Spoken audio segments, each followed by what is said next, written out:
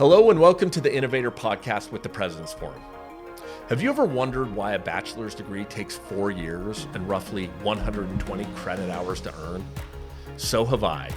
Today, we're going to explore breaking that norm.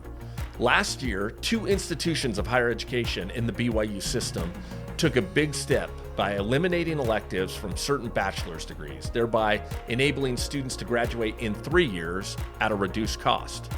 Our guest today is Boyd Baggett. He's the Director of Institutional Effectiveness and Accreditation at BYU Idaho. Boyd helped navigate the regulatory process for BYU. He's also here to help us understand BYU's vision for affordable, stackable, high-demand credentials in higher education. Welcome to the show, Boyd. Thank you for letting me be here. It's our pleasure. We're really interested in talking about innovation in higher education, and this is an issue that I think probably perplexes a lot of people. Why is it that we have 120 credit hours, or roughly that create a bachelor's degree, and that takes 4 years, and that's in everybody's mind. In fact, sometimes we don't even say bachelor's degree, we say a 4-year degree, or we refer to it by the length of time that it takes. Instead of a 2-year degree, well, I'm looking at a 4-year degree, and we're talking about bachelor degrees. So let me kick off by asking you the motivation behind BYU looking for pathways to 3-year bachelor's degrees, or bachelor's degrees that can be completed within that time frame. Well, our motivation started a long time ago. About 2009, there were people in higher ed talking about this because the biggest barrier for students to complete a degree is either cost or time, right? And Right. So in order to start looking at that, we look at the history of why the 120 credits, and it's a tradition. It was based on how to finance the university, on how to pension out a faculty member, and it had nothing to do with student learning. And so when we start thinking about that and the barriers that our students are facing today, we wanted to say, how can we reduce those barriers of cost and time and still provide them everything that they need? Right. So, that makes tons of sense. You found that it was mostly tradition. It's not about student learning. So right. How did you, is that pretty well recognized in higher ed at this point, or do you think that that's kind of a bold assertion? It's known, but we don't talk about it near enough because it is so ingrained in every institution, in our budgeting models for higher ed institutions, in financial aid. In I think it was the 50s or the 60s, that became the working model that we based federal financial aid on, was this traditional 120 credit hour definition, and it has stuck. So, it's part of the business system at this point in higher ed. And so I would imagine that there's just a ton of momentum on, the accepted, it takes 4 years, we have 4 years of tuition, and then there's a degree that's offered at the end of that 4 years, and that's the business model. As you've challenged those norms, was it difficult? Did you find some, natural pushback? Tell us about the process. There is natural pushback because of all of that, the tradition and everything that's built on it now. But the conversation to move forward had to center on, what do the students need? What learning do they need? What experiences do they need? How do we define what they need? How do we know what they need? And that's going to vary based on the student group you're trying to take care of. It might be different for a particular discipline or degree, and it might be different for a particular group of students. But wherever the students are, we take them from there and lift them to whatever set of skills they need for the employment they're seeking. And that's the goal. Makes sense. So let's talk about what types of bachelor's degrees are available through the BYU system at this point for 3-year degrees that can be accomplished in 3 years. Which degrees did you choose? Our 3-year degrees that we offer right now online through BYU Pathway Worldwide, we have a business degree, we have a communications degree through Ensign College, health, family history. Actually, family history is an associate degree. It is not a bachelor's degree. Software development. So we have these variety of degrees. There's 7 of them that are offered. And who are your target learners, your target students to consume these 3-year degrees? Right now, it is mostly online, mostly international, and mostly those that are non-traditional. They're not the 18 to 20-year-olds that are coming to a campus trying to figure out what they want to do. They're part-time students. They've usually got their jobs, part-time or full-time employment, often with a family to take care of, and a large part of them are married with children and dependents. So I've got 2 questions that I'm dying to hear answers to. One is, what's the profile of a typical international student that's pursuing this degree at BYU?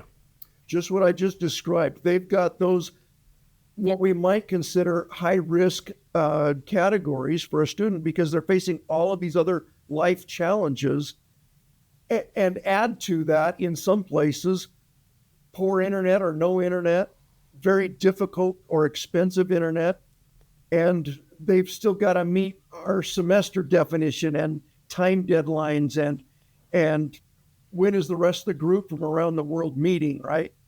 But they're trying to juggle life in high-risk situations as far as a student is concerned.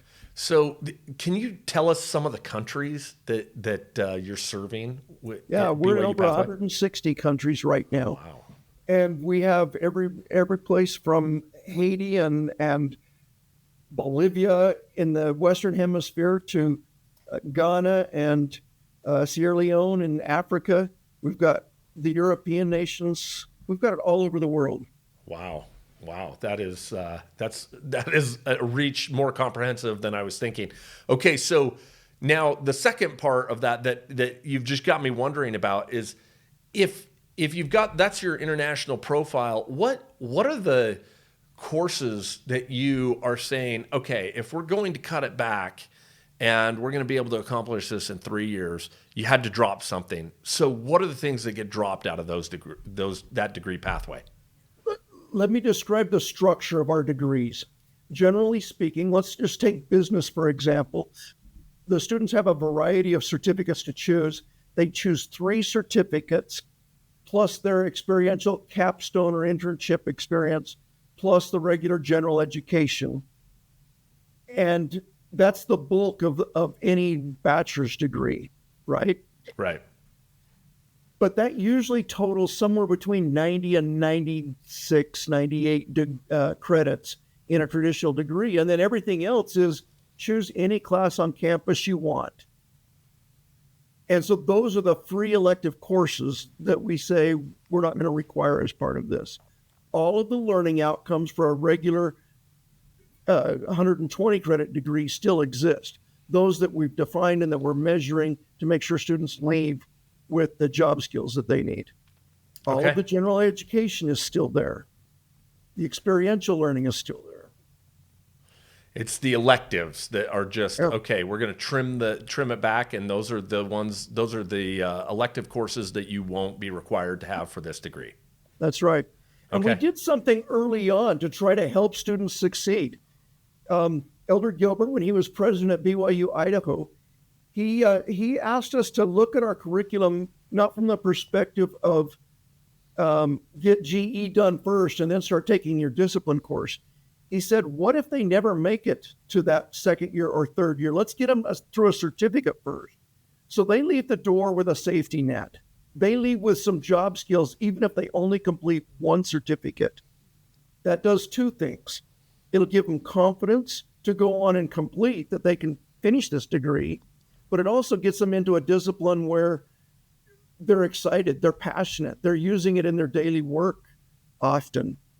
And so if they have that first, then you come back into the situation of certificate, and GE. And that's what the position we found ourselves in a few years ago. We're a breadwinning father trying to raise a family and take care of a job. says, okay, what do I have to do now to get my bachelor's degree? And we were in this awkward situation of saying, oh, you've got all the requirements except choose any class you want. Right. How can you tell a working father that? Right. Right. That makes a lot of sense. You're making a ton of sense because you're talking about students' needs now. You're not That's talking right. about an institution's need to generate additional revenue to Absolutely. be able to meet payroll or capital expenses. That's exactly right. Right. Right. Well, okay. So there's a question that I have. I don't quite understand how this portion of your program works out at this point. Tell me, are you eligible for federal financial aid for these degree pathways? None of the programs that we've got approved right now are federal financial aid programs beginning in April 2024. That's when these programs will be available. Okay. And no, they won't have federal financial aid. Okay, so tell us what your solution is to that. Well, those were two completely separate decisions, right? The 90 credit degree or 3-year degree based on outcomes, we were going to push regardless. Right. The federal financial aid was a decision because so many of our students are already receiving a very substantial discount from the church for the tuition. For example, in Haiti, they're paying $2.25 a credit hour for the same course that somebody in a more economically stable country is paying $60 or $70 a credit for. Right. Okay, so the church subsidizes based on the residence of the student and the economy there. So as far as access, I mean, this is arguably one of the most accessible programs that the world's ever seen, in that That's exactly right. the subsidy from the provider is so substantial that there really is a way to access this regardless of federal financial aid. And I guess That's federal right. financial aid doesn't impact international students It doesn't this point. impact them at all anyway.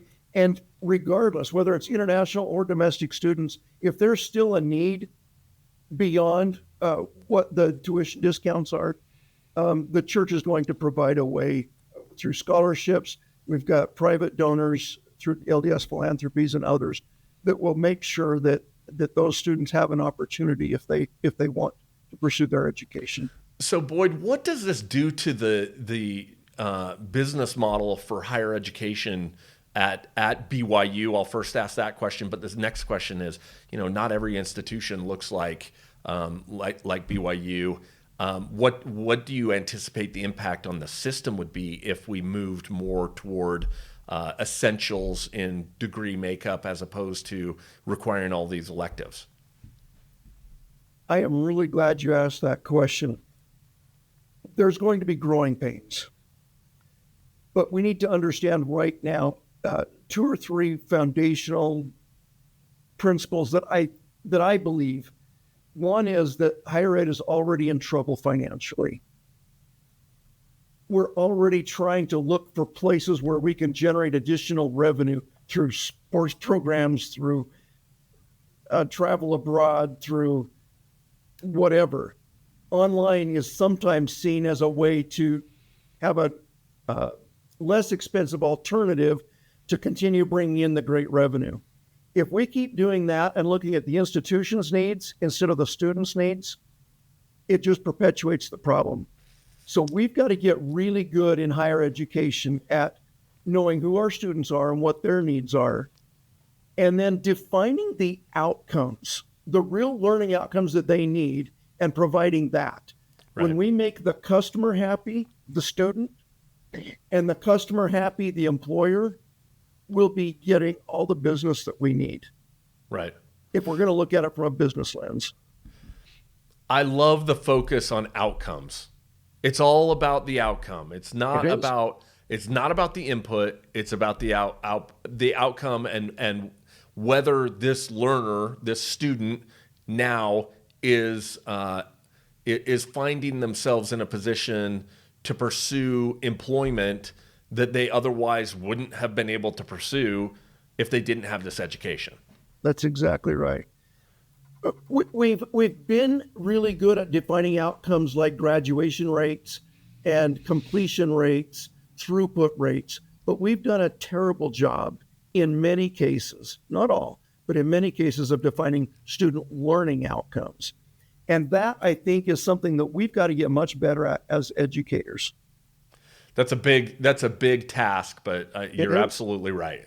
It's somewhere that we have to break ground on. We have to find better ways than just benchmarking everything by a 4-year degree that's been available for generations, 120 credit hours, and that's for some reason tradition, and that's why it has to be that way. Now we're looking at ways that we can figure out how to deliver what students need for their next employment opportunity in the most inexpensive and effective way that we possibly can. And I love what you're doing at BYU That's absolutely right. to pursue that.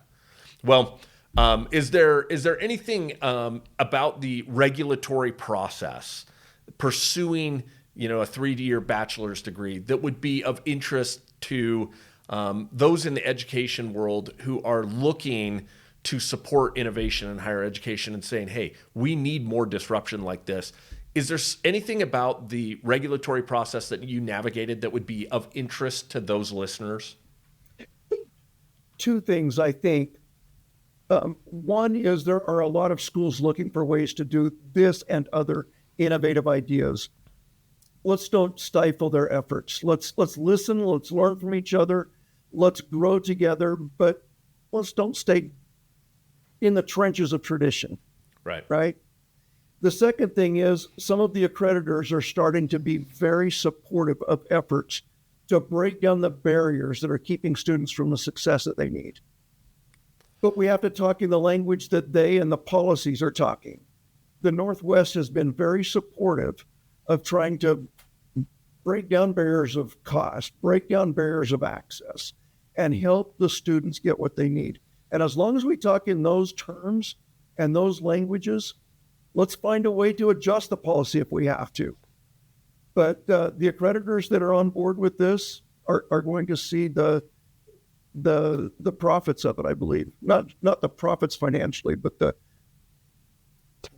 movement to do that. I love to hear that your experience was that accreditors are looking for ways to accommodate as long as it's accountable innovation. That's right. That is innovation that results in the outcomes that benefit students. That's right. Yeah, well, that's fantastic. Well, we'll end this conversation there. That's one of the things that the President's Forum is all about, and that's accountable innovation. And we're really very interested to see how this continues to go in the BYU higher education system. And we'll look forward to having you back on in another year to hear about lessons learned. All right, we'll keep going. Thanks, Boyd. Thank you.